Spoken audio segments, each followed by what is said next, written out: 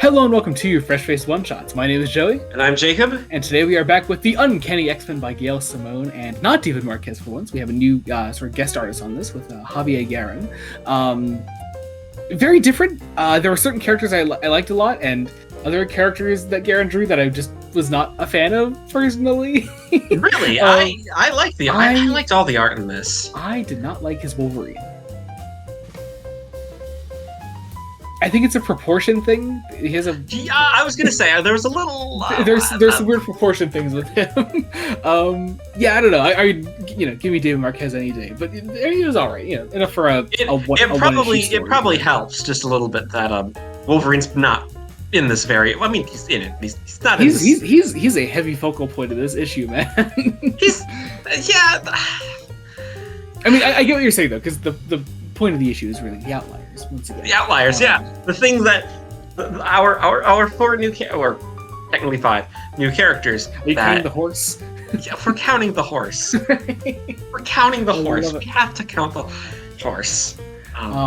Yeah, this is actually an issue that specifically focuses in on Calico, who's a character that I was kind of having a hard time zeroing in on for a lot of the Outliers appearances up to this point, and I really liked this actually. I liked sort of the outburst that she had early on. I liked the little flashback sequence at the start, and I love. We get it. The flashback is a great here's what her deal is. She had a abusively controlling mother. Yes. Who filled her head with all sorts of lies, and it's kind of up to our X-Men to try to break those a little bit. Mm-hmm. Well, because there's this resentment of even the word mutant when they sort of confront Calico with the concept of her being a mutant, and so there's this great conversation between her and Gambit that really nails those two characters, and there's this great moment of elation of Calico proudly proclaiming her as a mutant. It's really, really cool. She kind of sticks with that for the rest of the issue. She introduces herself to people and she's, oh hi, I'm Calico, I'm a mutant. Very fun. It's very fun character moments. It's very it's very self-discovery, and it's cool. Gail Simone, so yeah. Oh yeah. Very, very cool. I love what kind of chilled me was a little bit of my mama said I couldn't be a mutant. She said mutants were made by goblins doing nasty things with witches. It's just a fascinating insight into this character. Also, Wolverine gets a concussion. Yeah, because he kind of gets kicked in the face by a horse. All because it's okay, these kids have to go to school, and Calico does not want to go to school. Yes, but nevertheless, it's time to go to school, and I really love a lot of the character interactions we get out of that. I love them all in their uniforms. I also just love the cover of this issue. It's very cool. Who did the cover? David Marquez was on the cover, of course.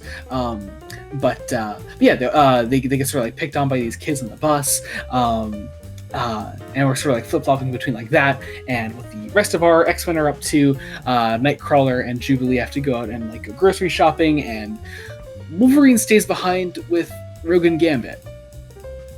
I think I kind of want to handle those scenes one by one, if that's okay. Yeah, we can handle it that way. Yeah, I think we'll get the heavy shit out of the way first, because this scene with Wolverine kind of hit me out of nowhere, and it was so fucking good. Weird Wolverine proportions aside, it's where his proportions are the weirdest. Look at that fucking back shot of him. I can't. I'm sorry. All respect to comic book artists. I could never do what you do, but come on. Anyway, he goes to Rogue and Gambit with this bottle of booze that he has, and it is this idea that this bottle would go to. This was something that was shared around with his people, with his friends when he was in the military, and whoever was the last one alive, the last one above ground, as he puts it, they got the prize, the bottle. And Wolverine is the last one there. But he keeps putting it off, and he wants to sort of get Rogue and Gambit in on that deal. He wants to keep that tradition going, because he doesn't want to face the reality of being the last one there. And Rogue brings up a valid point. She kind of pushes back against that and says, "Hey, you're just going to keep doing that because we're just the next in that line of army buddies that you had, and we'll be gone eventually too, and you'll outlive us again, and you'll find someone else to pass this on to. And the truth is, Logan, you can't handle this because you have PTSD, and you need to face it. And it's fascinating because that's kind of where we have to leave it. Like, it kind of stops on that revelation. Wolverine pushes back a little bit, but that's when our plots sort of start intersecting towards the end. We'll get back to that in a moment. But God, I fucking love that scene. That is so fucking good. Fucking Gail Simone, man. I love it. Amazing. All right. I think let's see. What's the biggest cliffhanger here? Is it the school stuff? It's the school stuff. All right. So we'll do Jubilee and Nightcrawler next, I guess. Yeah, because the school stuff and the Jubilee and Nightcrawler stuff do kind of intersect. Kind of. It's a thing. If they're going to get groceries, fascinating to actually get Jubilee as a character here. Great to get some focusing in on Jubilee here. Very nice stuff. Nightcrawler goes out into the street, saves a little girl from being hit by a bus. I love this little moment there where the mom of this girl thanks Nightcrawler, asks his name, Kurt, I also love it's like, I know I look like a demon. It's like, but you look every bit an angel to me because he just saved a kid. My boy, I love him. And there's this great little moment where like I guess the like sheriff in town like goes running after him and the mom is like, officer, I didn't say anyone. Unless you want me making your life an absolute hell for the next few decades, you didn't die there. Great little moment. But while Nightcrawler was out doing this, Jubilee has been confronted by some mysterious figures confronting her in the grocery store. I don't know who these characters are. I don't know if they're pre-existing characters or. Pretty sure they're from Grey Malkin. Is. Oh, okay. Oh, that would make a lot of sense. But I feel like I feel like they're going to be more like, I should say, I don't know if they existed before this. Anyway, yeah. So she is attacked by them. Jubilee is stolen. Nightcrawler finds Jubilee missing.